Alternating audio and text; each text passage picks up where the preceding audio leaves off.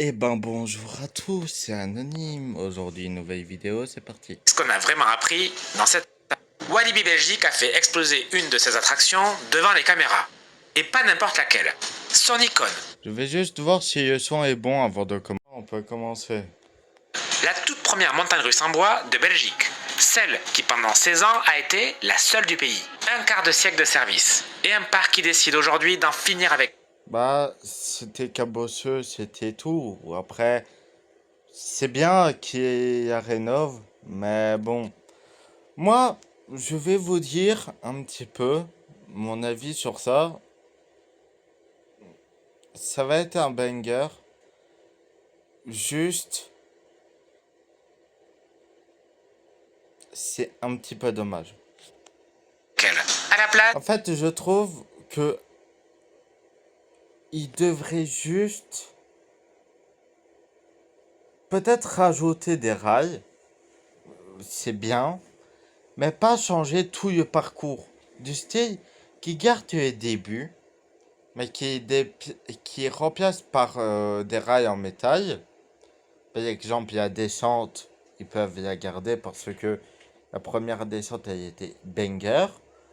Et ensuite, changer. Mais pas changer tout à un point brusque. Si vous voyez ce que je veux dire.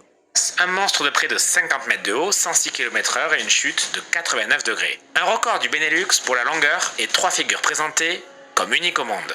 Et le constructeur derrière tout ça, c'est une boîte américaine née exactement la même année que le loup-garou. Une boîte dont le métier, littéralement, c'est de tuer les montagnes russes en bois pour les faire renaître en acier. Le loup-garou, c'est la créature qui se transforme en monstre. Aujourd'hui, c'est l'attraction elle-même qui va vivre sa transformation. Alors aujourd'hui, on va remonter toute l'histoire. La naissance de cette icône en 2001, la boîte de Fossoyeur qui va le ressusciter, et ce qu'on a vraiment appris dans cette annonce. On est en 2001. Le parc inaugure quelque chose que la Belgique n'avait jamais eu. Une montagne russe entièrement en bois. Et à ce moment-là, le parc vient tout juste de changer de visage. Depuis janvier 2001, le groupe américain Six Flags a rebaptisé Walibi Wavre en Six Flags Belgium. Le loup-garou, c'est l'une de ses nouveautés. Un wooden pensé pour incarner le frisson à l'américaine. Et ce qu'il représente, c'est énorme. Pendant 16 ans, jusqu'à l'ouverture de Heidi the Ride à Plopsaland en 2017, c'était la seule montagne russe en bois de tout le pays. Un monopole, un symbole. Techniquement, c'est un wooden signé Vekoma, le constructeur néerlandais Je qu'on connaît rêve surtout pour ses coasters. quand la vidéo est tournée, enfin, quand ce truc-là de vue a été tourné, c'est à Halloween. En acier, On mais va voir. qui a aussi posé du bois. Les chiffres, à l'ancienne, 28 mètres de haut, 1035 mètres de parcours, 80 km/h Ah oui. en pointe, avec une chute principale d'environ 23 mètres et demi.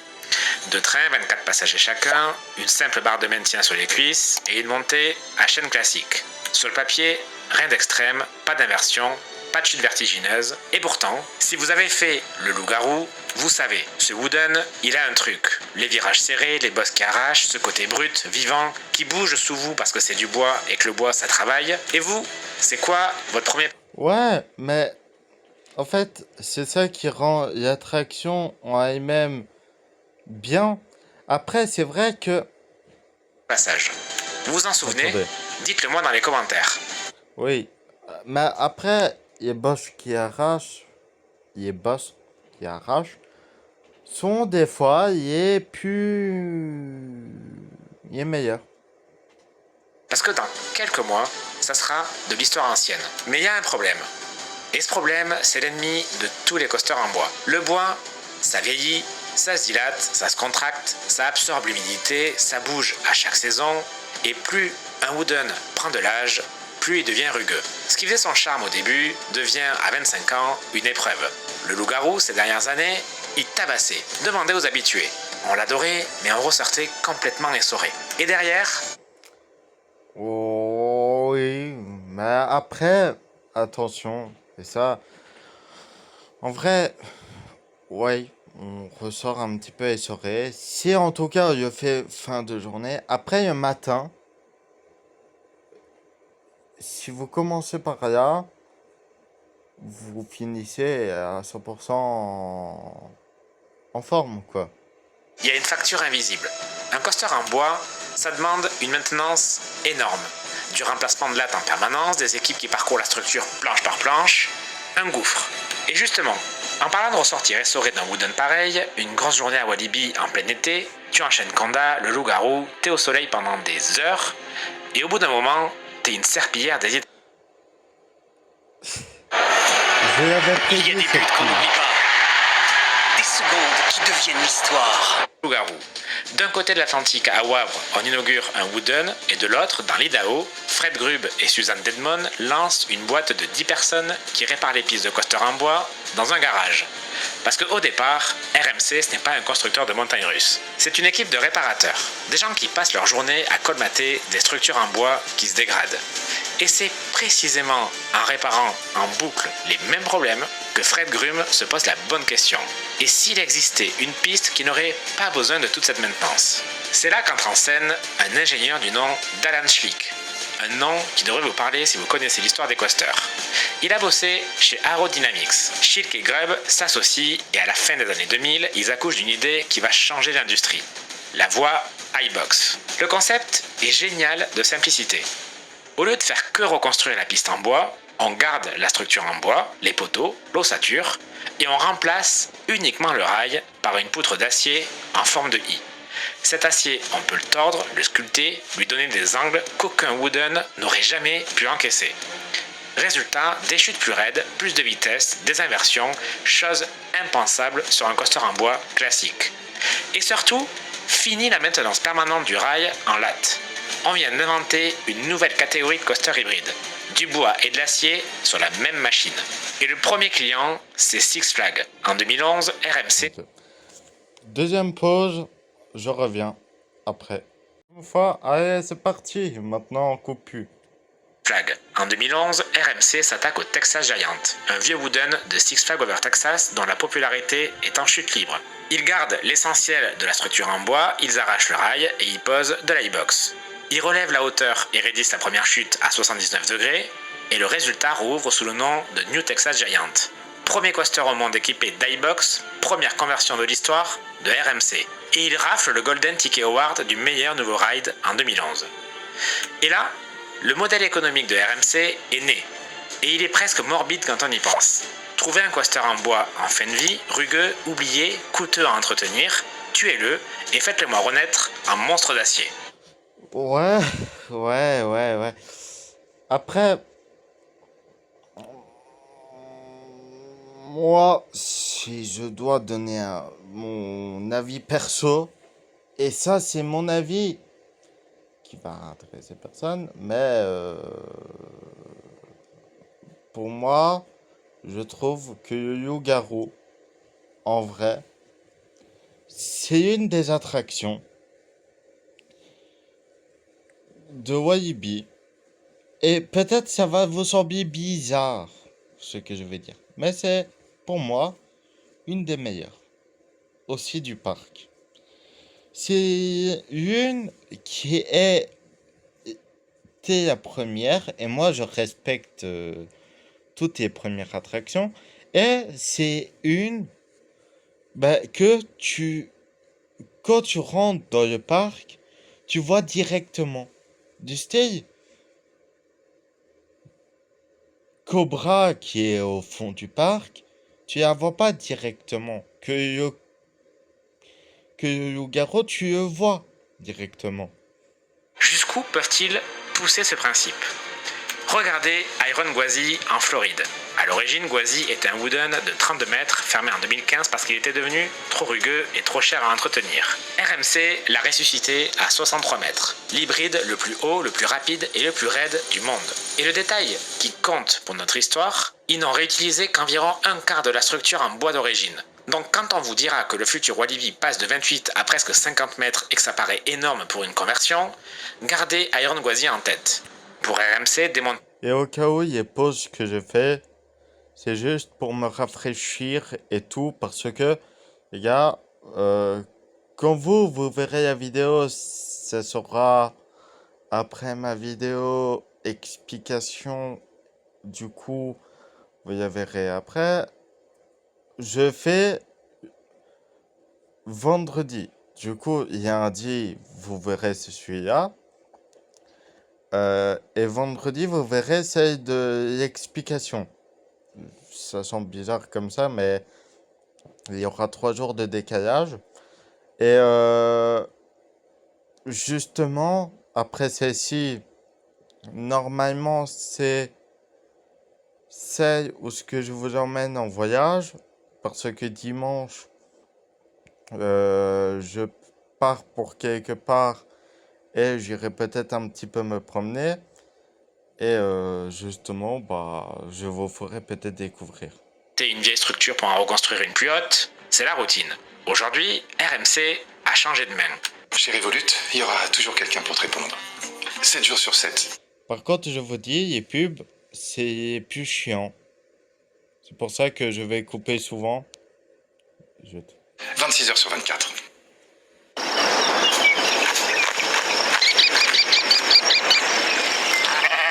Vieille structure pour en reconstruire une plus haute, c'est la routine. Aujourd'hui, RMC a changé de main.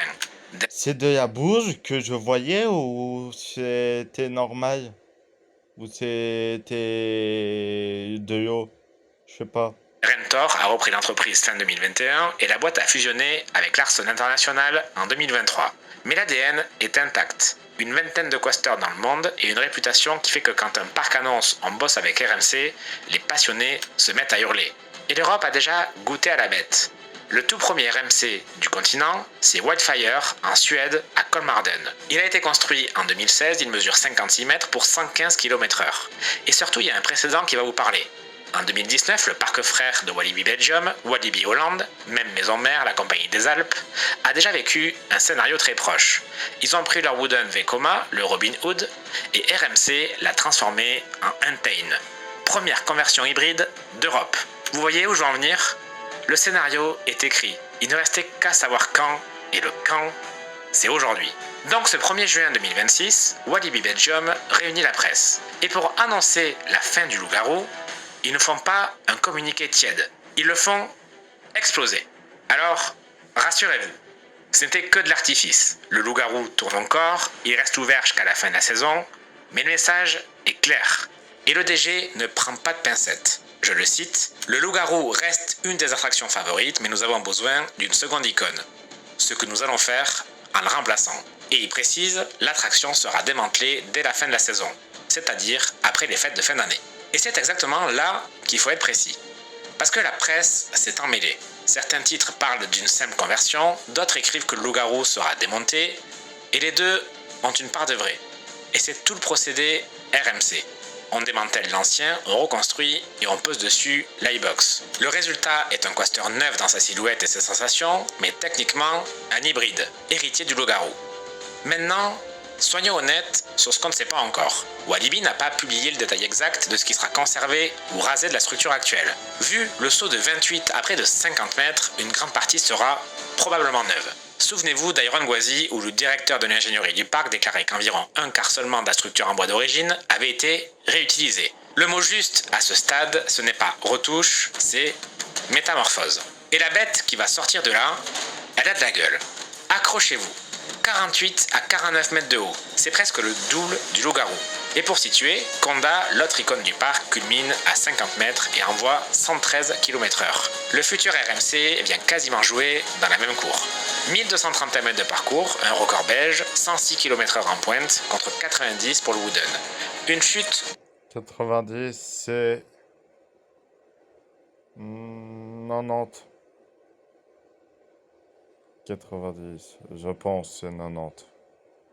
Parce que eux ils disent 99. Je pense c'est ça.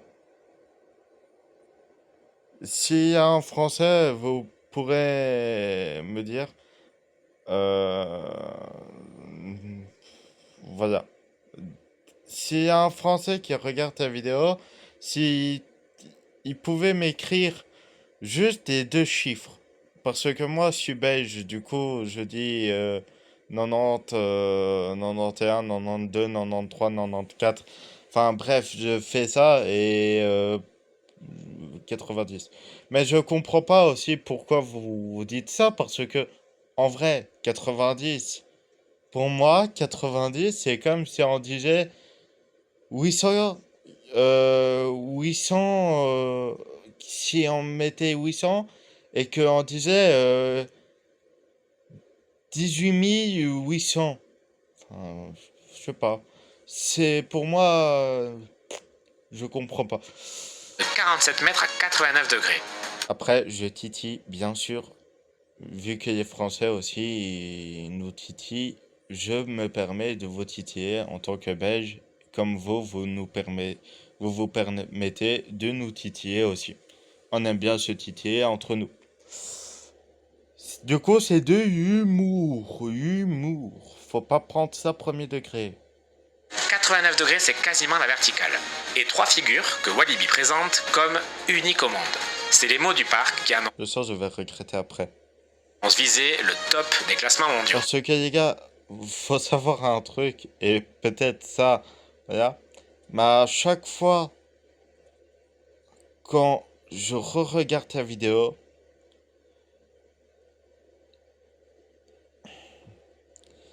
pour vous, peut-être, il y a une part vous vous dites, ah, il fait ça sans regret et tout, quand il dit des mots. Mais les gars, faut savoir qu'il y a des mots que, des fois, dans les vidéos, je me dis, mais je dis ça trop cash.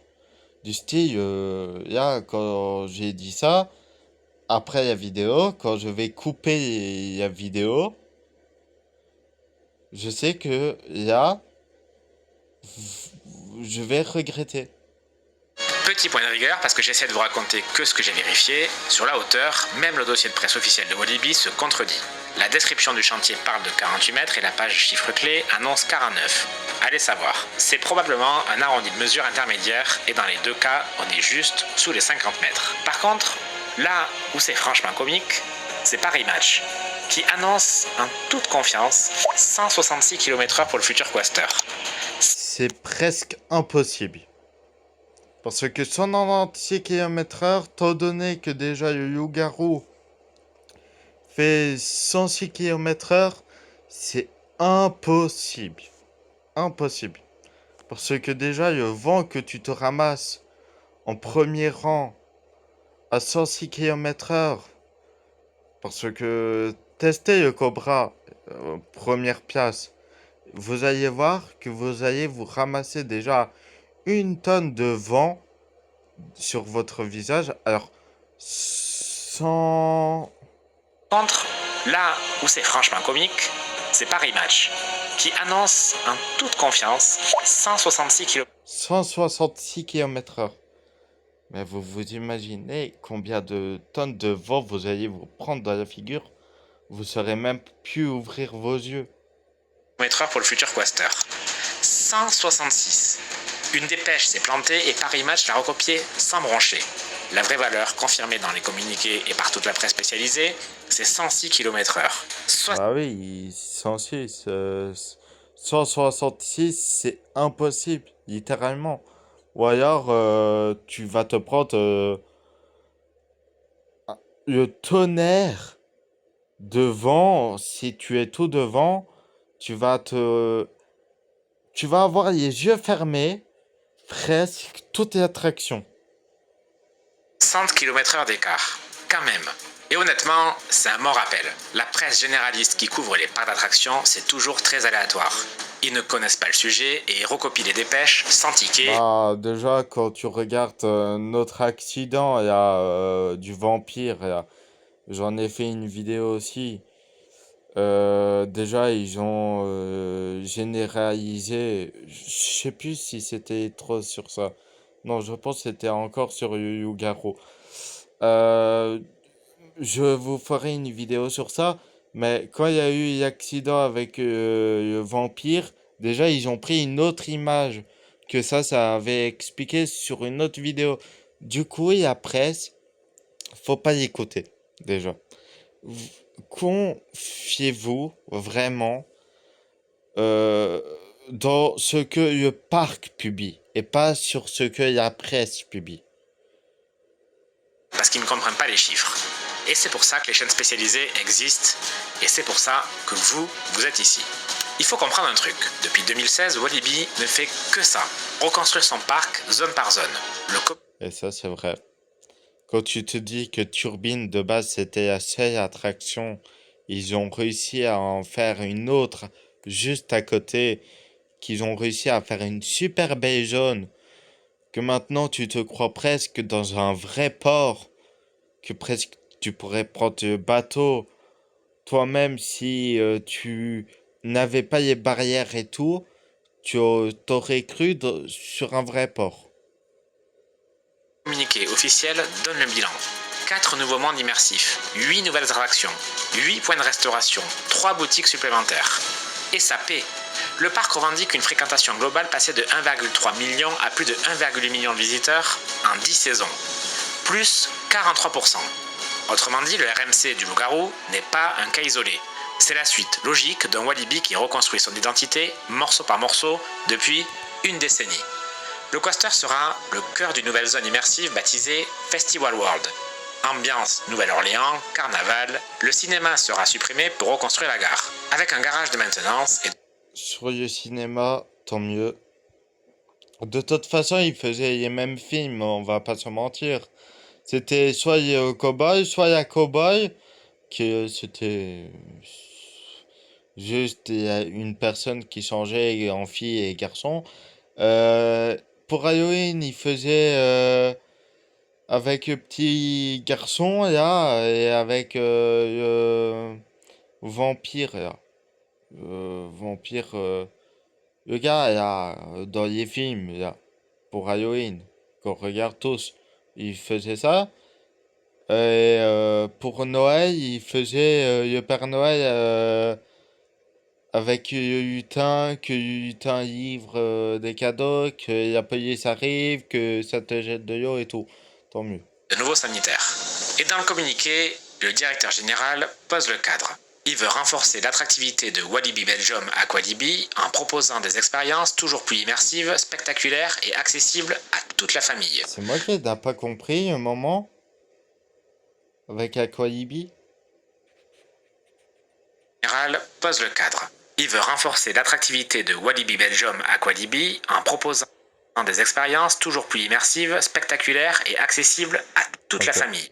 J'ai pas compris. Si quelqu'un a compris, dites-moi. Quoi, Aqualibi veut mettre Walibi dans le même parc? J'ai pas compris. Walibi ne vend pas juste un coaster de plus. Il vend une destination. Attention au calendrier par contre. Donc le coaster RMC c'est pour 2028, mais Festival World ne sera pas terminé pour autant. Walibi annonce déjà une seconde phase en 2030. Rethématisation d'attractions existantes, nouveaux restaurants, dont un restaurant principal thématisé, tour de chute familiale et aire de jeu aquatique. Le parc annonce même un chef doublement étoilé, comme consultant food avec un slogan assumé. Venez pour les attractions, restez pour le goût. Le budget, pas encore chiffré précisément pour Festival World seul, mais le directeur général lâche un repère. Ce sera au-dessus de Dock World, qui avait coûté... Et bien sûr, la pub est toujours au pire moment. Mais le directeur général lâche un repère. Ce sera au-dessus de Dock World, qui avait coûté 35 millions. Et le dossier de presse donne le total. 180 millions d'euros investis entre 2016 et 2030. Ce n'est pas du bricolage. Résumons. Dernière saison du Loup-Garou en 2026. Fermeture définitive après Walibi Winter 2026. Chantier qui démarre en janvier 2027 et ouverture du monstre en 2028. Une seule chose manque encore à l'appel. Le nom. Walibi le garde sous le coude. Alors, je vous pose la question. Vous pariez sur quoi? Un nom qui garde l'esprit loup-garou ou un truc complètement neuf pour la Nouvelle-Orléans? Un truc neuf. Pourquoi un truc neuf? C'est simple, c'est que ils peuvent pas garder, on va dire, un côté loup et un côté nouveau. Faut rénover, faut...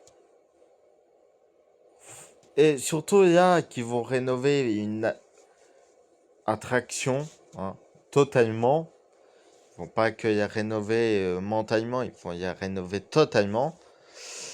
c'est pas comme s'ils rénovaient quelques pièces et que après ils ouvraient. Non, c'est là, ils vont nous offrir un nouveau truc.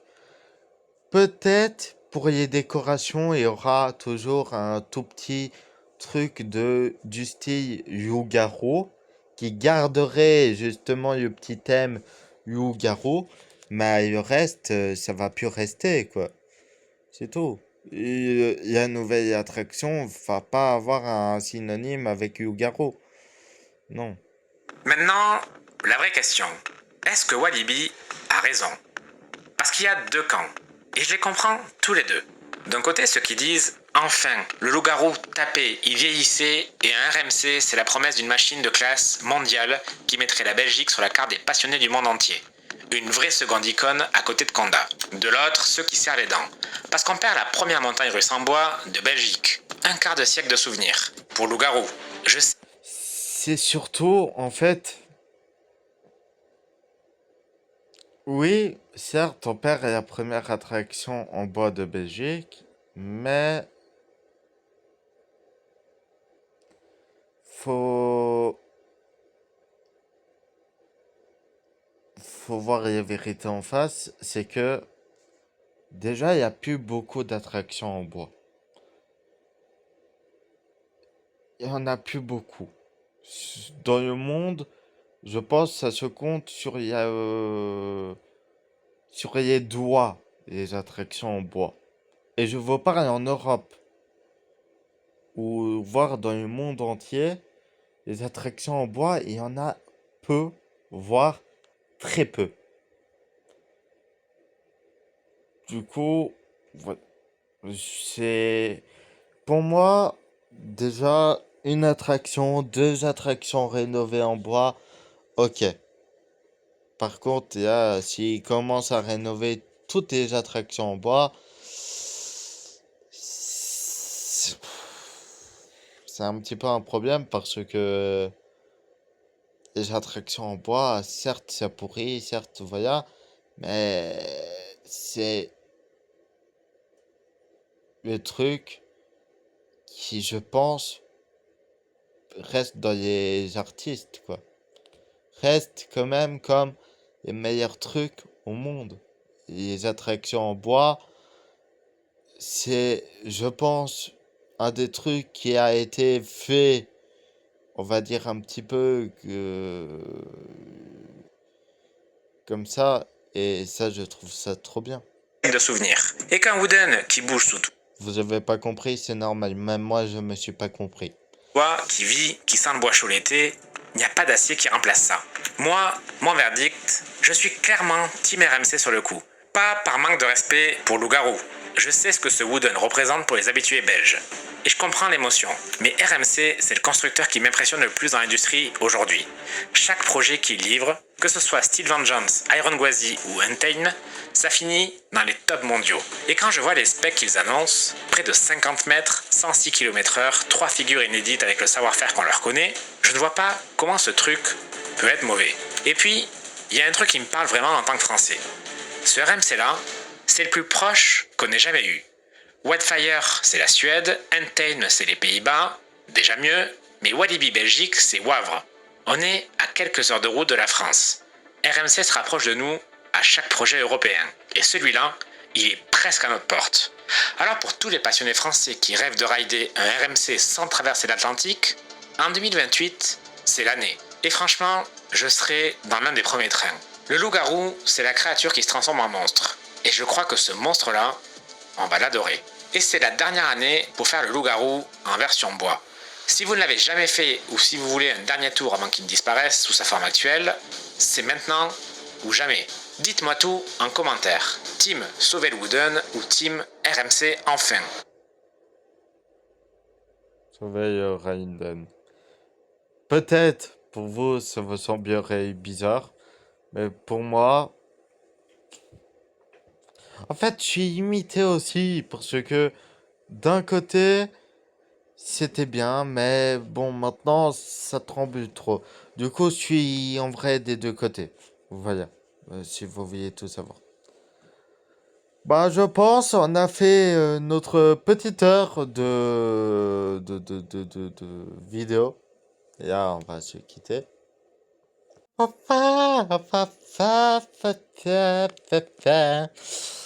Sorry, je me suis emballé tout seul. Du coup, je vous dis à bientôt pour des nouvelles aventures. C'était Anonyme. Bye bye!